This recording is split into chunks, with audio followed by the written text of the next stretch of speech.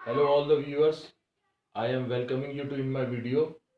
We are going to make a video on the topic perimeter area of a rectangle and square. We are just going to know about the topic of perimeter and area only of a square and rectangle in this video. So please see. जैसा कि आप देख रहे होंगे ये मैंने board को divide कर रखा है. अभी इसको आपको ये part you don't have to see this part, you have just concentrate on to this part.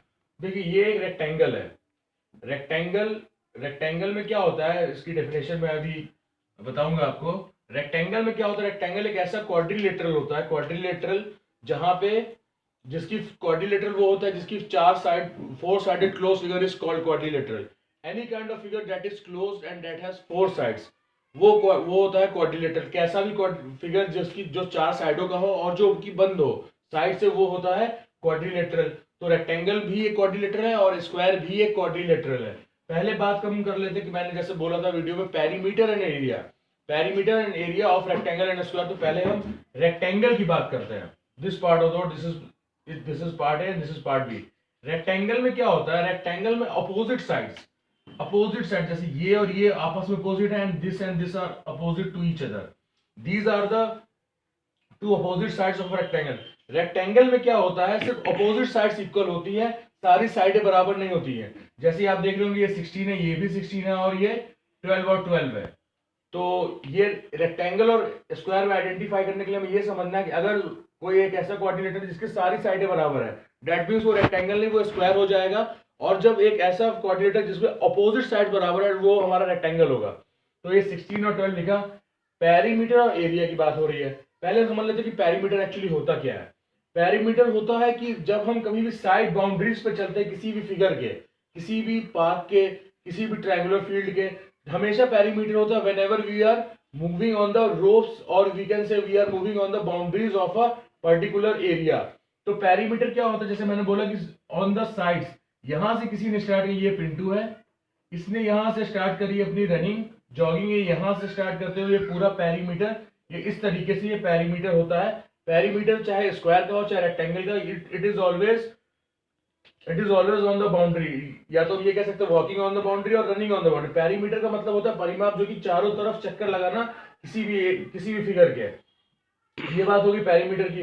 अब एरिया क्या होता है, जो बीच वाला हिस्सा होता है. जैसे ये पिंटू है, ये पूरा इसने रन किया, ये गार्डन है एक रेक्टेंगुलर, ये उसने रन किया पूरा. तो ये है हमारा पेरीमीटर. जो रनिंग कर रहा है ये पेरीमीटर कर रहा है. और ये इसके बीच का एरिया जो आपको रेक्टेंगल दिख रहा होगा, और इसको मैं ऐसे पूरा शेड कर दी, जो बीच का एरिया है what ever is in between is under this boundaries, वो हमारा एरिया होता है. सेम स्क्वायर में सेम रेक्टेंगल में, मतलब जब भी हम साइड पे चलेंगे तो पेरीमीटर होगा, जब भी हम बीचों बीच जाएंगे तो बीच का जो एरिया होगा वो हमारा एरिया होगा. अब बात आती है पेरीमीटर का फॉर्मूला क्या होता है रेक्टेंगल का. तो पेरीमीटर का देख लो, P stand for perimeter 2 into L plus B यानी लेंथ प्लस ब्रेथ.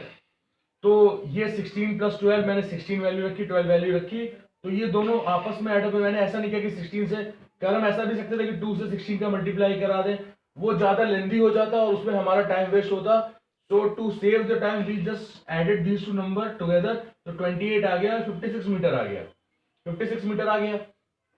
अब ये हमारे पास क्या है देखेंगे, अब 16 ये 2 यहाँ पे कॉमन इसलिए आया है क्योंकि अगर हम देखें 2 बार 16 आया है और 2 ही बार 12 आया है. तो अगर हम 4 बार इसको 16 12 जोड़ दो तो भी हमारे पास आंसर सेम आएगा. But because these two numbers are common therefore we took 2 as common. ये हमारा हो गया पेरीमीटर का ये फॉर्मूला. अभी इसको आप मत देखिए, एरिया इसको इस पे मैं बाद में बात करता हूँ. अब ये तो आ गया हमारा कि पेरीमीटर कैसे निकलेगा. पेरीमीटर इस तरीके से लेंथ ब्रेथ जो भी वैल्यूज है आप सेम कर लेंगे यूनिट, और उसके बाद आप वैल्यूज रख देंगे, आपको पेरीमीटर ऑटोमेटिकली आ जाएगा.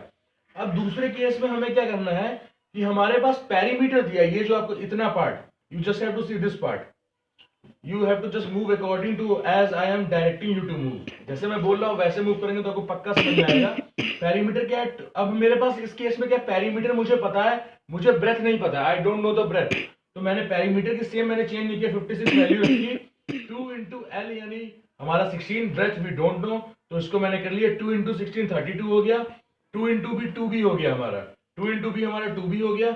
अब इसके बाद अब आप जानते हैं कि इक्वेशन में क्या होता है कि लाइक टर्म एक तरफ यानी ये वेरिएबल वाला टर्म है और ये कांस्टेंट वाला टर्म है.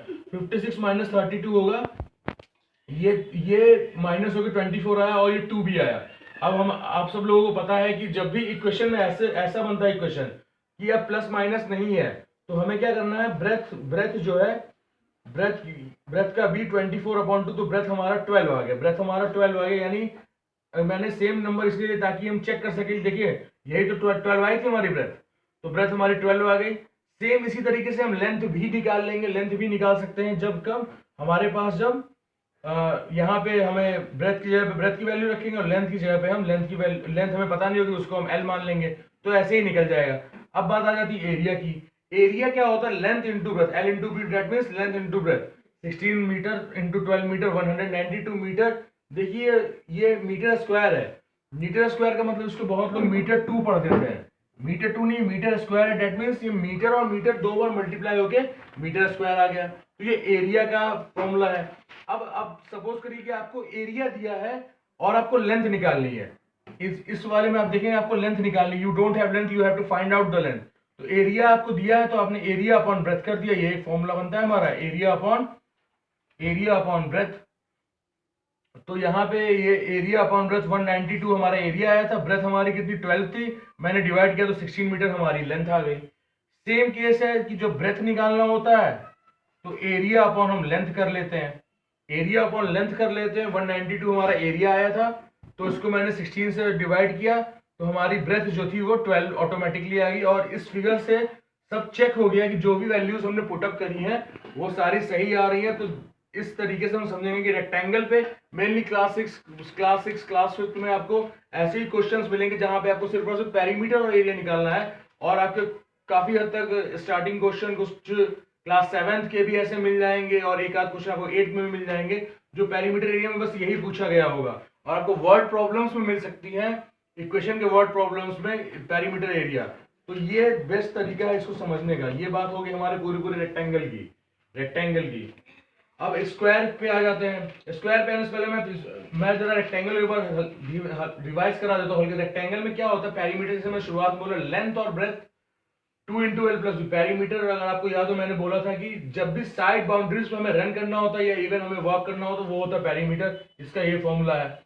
अब ये यहाँ पे क्या था कि हमारे पास पेरीमीटर गिवन था, हमें ब्रेथ निकालना था, तो मैंने इस तरीके से आपको बताया था, इस तरीके से आपने सॉल्व कर लिया।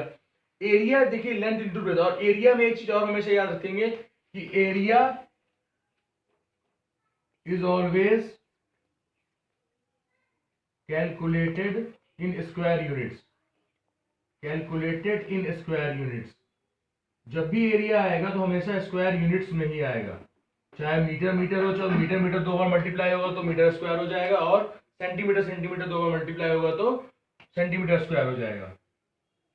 ठीक, अब आ जाते हैं हम लोग स्क्वायर पे। स्क्वायर में क्या होता है, पेरीमीटर आप देख रहे होंगे 4 इंटू साइड। स्क्वायर एक ऐसा क्वाड्रिलेटरल होता है जहां पे हमारे पास